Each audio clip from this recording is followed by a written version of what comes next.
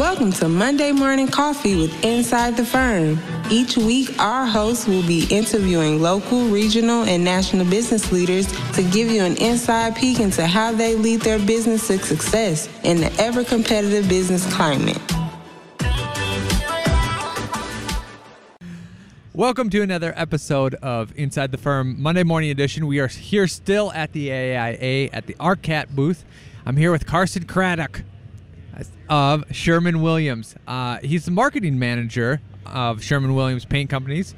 He's worked in paint and coating industry for over 25 years. You don't look like you have. You look younger than that. Thank you. In his current role, he oversees the color and specification resources. And don't forget, remind me not to forget to ask you about color. There you go. Before his current position, he worked in the Chicago market as a Sherwin-Williams Architectural Account Executives. AAE is what we call it. Yes. In the biz. His other experience includes store manager, estimator, and commercial sales representative. He has a business marketing degree from Eastern Illinois University, and he holds a certificate as an NACE Level 1 inspector. And a CIS construction document technologist. So before I forget, inspector for like plans review or for? It's really just a certification that I've been certified from NACE to be able to, look at, surface prep for preparing substrates for coatings. Yeah. We get that with Sherwin-Williams just to give us more experience since we're in the coatings industry and applying our coatings. So just that extra level of training. Yeah. I'm not using it as an inspector out in the field. Yep. Gotcha. Colors. Who picks the colors? Do you pick the colors, and how do you come up with the names?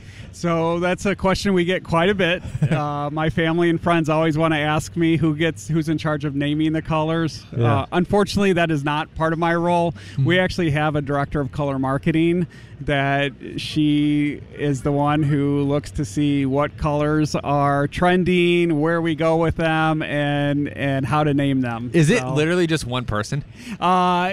She's the director, so she has a team that works with her. Yep. That assists. Cool. First, actually, your slogan is cover the world. Correct. I have to ask because I always thought it was hilarious. Especially, how old is Sherwin-Williams? So it's over 150 years old. Yeah, and it's. I use this joke many times, more than probably necessary, but just that it's a logo of the globe with a paint bucket over it. I think that it's cool and it harks back to history and all that. Have you guys ever talked about that slogan? Like, are we gonna cover the world with paint, or is it just me being crazy? So it is brought up to us. Yeah. I am not part of that team that discusses that logo. That logo is an iconic logo for us. Exactly. Obviously, it is a logo that we've had for a long time. Believe it or not, where that bucket of paint is pouring over is Cleveland, Ohio. That is where we're headquartered. So what's behind that logo is not that we want to cover the earth with paint. Yeah. We're just saying that we have coatings that can solve a lot of solutions and paint just about anything that you need painted. Yep. Whether it's for residential, a home, whether it's commercial facilities and substrates. We just have a lot of coatings that can serve a lot of needs. So that is what's behind that logo. I'm not even saying changing it, right? Especially because, like you said, the word is iconic. It is very iconic. Yes. One of the questions I have is, what is least well known, you think, about Sherwin-Williams? Because everyone knows, I'll go get my paint, or I'm a homeowner, or I'm a contractor. Okay, I'm getting paint. What other places are you in that maybe people aren't aware of? So actually, that is a great question, especially because of the show we're at AIA. Our booth is called Solutions in Full Color.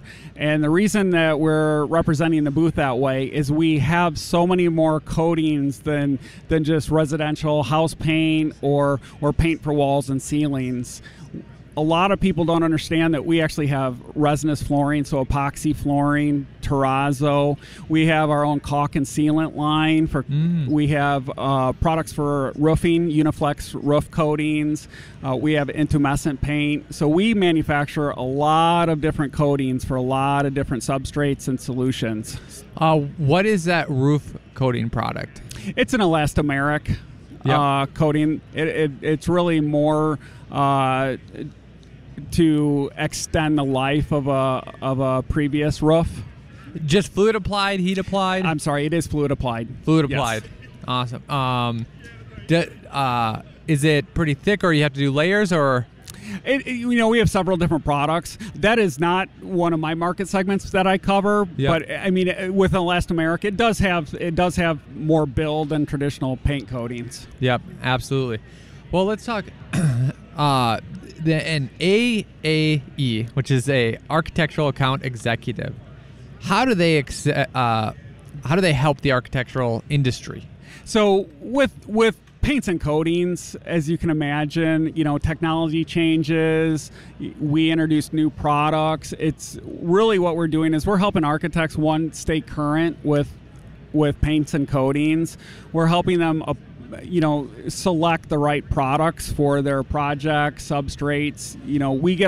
My team gets a lot of calls from architects and spec writers, just talking about a specific project they may be working on, and they have all these different areas that need to be coated with paints or coatings, and they're just asking what are the best coatings that will fit. Whether it's a substrate that's going to get a lot of cleaning, maybe exposed to different chemicals, maybe high moisture. Mm-hmm. It's my team that helps direct them into the coatings that will provide long-term solutions. And if this gets too technical, that's fine. When did the primer and paint in one come about? Has it always been about? And when are maybe the different times to use them separately? It just seems like there's such a labor shortage and labor costs so much that it seems like such a convenient solution.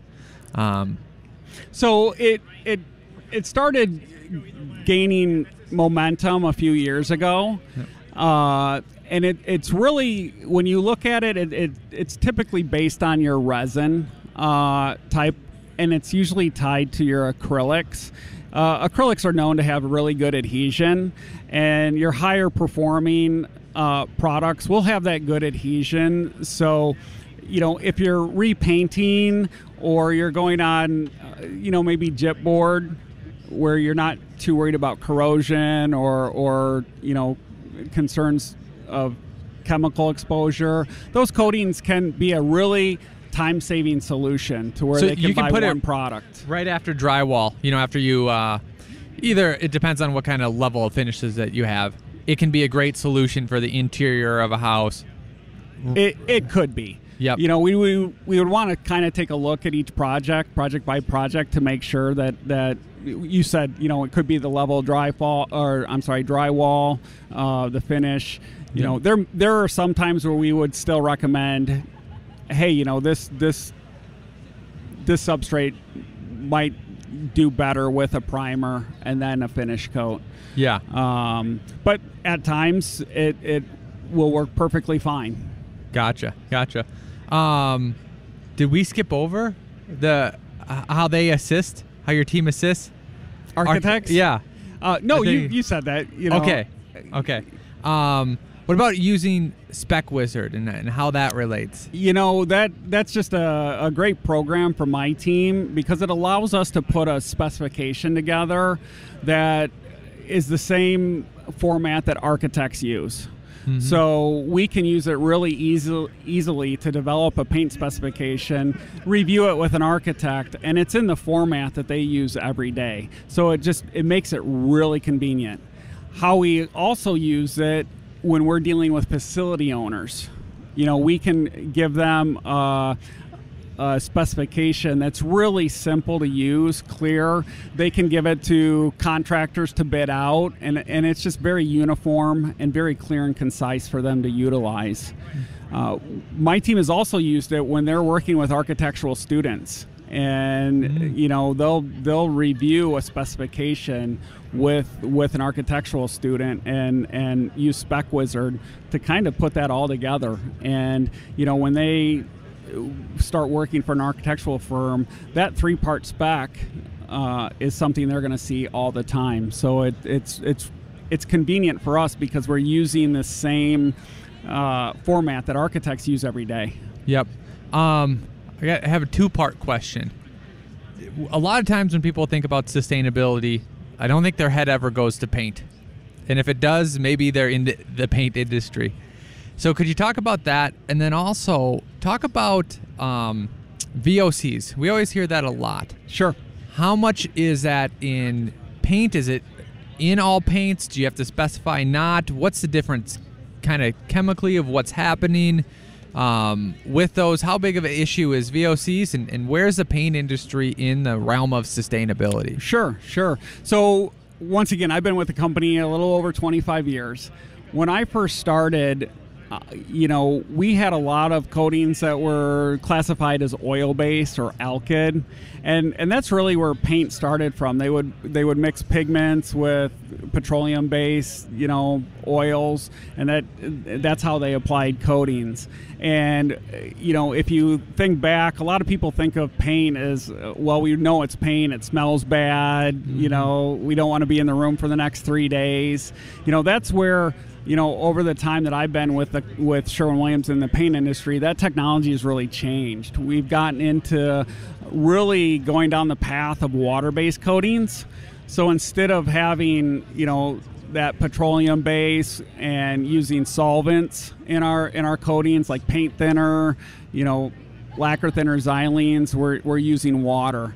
So that is really where you're removing a lot of what you talked about, VOCs or volatile organic compounds, out of the coating. So it really helps to improve that indoor air quality.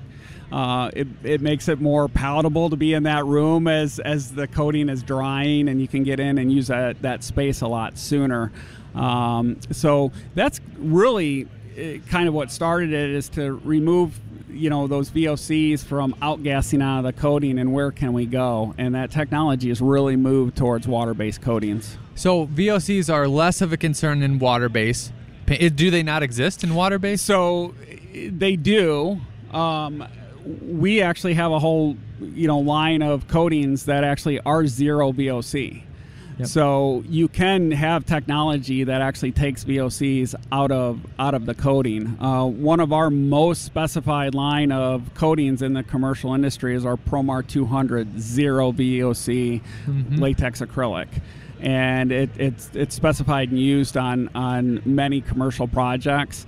And where the technology is even getting better is now we actually have the pigments that go into it, the colorant, to make that color. Those are now VOC in our coatings as well. Whereas there will be some companies that have VOC-free products, but their colorants, when they pick a color, will add VOCs to the paint. Yeah. Whereas we have VOC-free colorants. So there are a lot of products out there that we can do zero VOC with. What's the premium on that line? Really, it's becoming part of the commercial industry, so it's really not an upcharge to that. Was it just in the past maybe getting it up to scale, getting all the machines and all the things to make it that way took a while? Absolutely. Obviously, when you roll out new technology, we started seeing zero VOC products come out on the market many years ago, and as technology just keeps improving, those products just get better and better, and we understand how to manufacture those products. And now.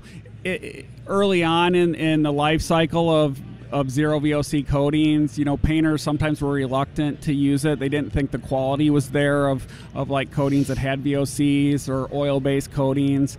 Now that's not a concern anymore. In fact, in many ways, they actually outperform those other coatings. It's so funny, in every trade, it's whatever the new thing is, it doesn't work as well. Well, yeah, you've been doing it the other way for 10 years. Right. Of course it doesn't work like you think it should work, Absolutely. Yeah. And with paint, there's every product applies different, and when contractors are used to using a particular product, they know how to apply it. They know how to make it do certain things, whether it's spraying or brushing and rolling. So when you introduce new technology, they kind of have to learn the tricks in the trade of that new technology, and sometimes that can take time. Yeah, absolutely. What's the difference between water-based and oil-based, and why would you choose one over the other? So the big difference in oil-based coatings, they use a solvent such as mineral spirits as your solvent that delivers the coating to the substrate. So when you roll out a solvent-based coating, it will be that mineral spirits or xylene or lacquer thinner, that's what outgasses and evaporates off. That doesn't become part of the coating on the wall or the substrate. Water-based coatings change that from a solvent to water. So now it's water that's evaporating out of the coating. So as we all know, that as water evaporates, you're not going to get the odor. You're not going to, it's going to dry faster as well. Yeah. So, there's a lot of advantages there because you can get and use that space a lot sooner. Yep. When you paint with, say, an old traditional alkyd coating, as I said earlier, you may not want to walk in that room for 3 days to a week. Yeah. Whereas typically water-based coatings, they dry to touch in an hour or two, and within a day, a lot of times you can use that space. There are some coatings, some of our zero VOC coatings, that have almost no odor whatsoever. So you can be painting in that room, and people in that room may not even know someone's painting. Yeah.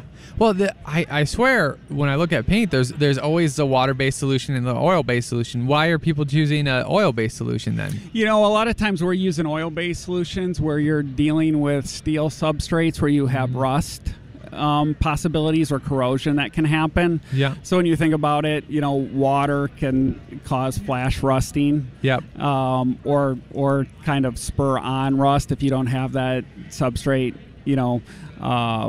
prepared as well. Yeah. So that would be a reason that you might want to look at an oil-based coating when you're coating directly to steel, or you have some corrosion concerns. There's other applications for it as well. Alkyd coatings or oil-based tend to dry really hard. So if you have something that's going to take a lot of abuse, depending on what that abuse is, it might be reasonable to look at an oil-based coating for that. A lot of areas around the country, though, are getting more strict on allowing those coatings. So that's why there's such an improvement in water-based coatings, because we're really looking at that technology. Because in some areas we can't use some of the coatings we used to use. Gotcha. How did you get into the industry? So it started in college. I had a good friend that had a paint company, and I was paying my way through college, and it was just a good paying job. And I started out in my summers between college, painting houses in the Chicagoland area. And I graduated Eastern with a marketing degree, and I just happened to be at a show and started talking with the management at Sherwin-Williams and gave them my resume, and they called me and offered me a position right out of college. And that's almost a great hack. Let's say you want to work for any corporation. During college, do the grunt work. Exactly. Yeah. And it was very beneficial for me. When they saw that I had experience with paints and coatings, it was just kind of a natural fit, and a great company. And Sherwin-Williams is a company, I work with people that have been with us 25, 30, 35 years, and you just don't see that as much anymore. Yeah, absolutely. Any kind of topic you want to touch on that we haven't gone towards? Well, you started talking to me a little bit about sustainability and products, and I'd say that's something that Sherwin-Williams is really dedicated to that part of our business. we put a lot of research and development into, water-based coatings, making indoor air quality better. And we're looking at how we can improve our coatings to make it better for the end user. With that, as well as looking at products, we also look how we can get better as a company too. So it's looking at how we do our business, our deliveries, looking at more fuel efficient vehicles, where we position our stores, whatever we can do, to make that whole sustainability effort, it's kind of holistic. Are you going to be buying those Rivian delivery trucks? I don't know, but I did just see one this morning on my way in. The delivery one or the truck? I think it was just a truck. Yeah. Yeah. So yeah, there's one in my town. I want to just bug the guy and be like, let me look at it. What I can tell you is when the light turned green, it had a lot of get up and go. It got going pretty quick. So I was kind of impressed when I saw it. Yeah. Awesome. If people want to learn more, to explore more, or go deeper, where should they go? How should they get into contact? Definitely visit our website at Sherwin-Williams.com, and we have a very exhaustive website with a lot of information. So there's a lot that you can look at there. They can even go into any of our facilities. We have over 4,800 stores throughout the country, and talk with one of our store employees, and they'll if they're not the right person, they can put people in touch with whoever they need to talk to. Sherwin-Williams will be there. Absolutely. Perfect. Thank you for everything, Carson. It's been great to talk to you. Thank you.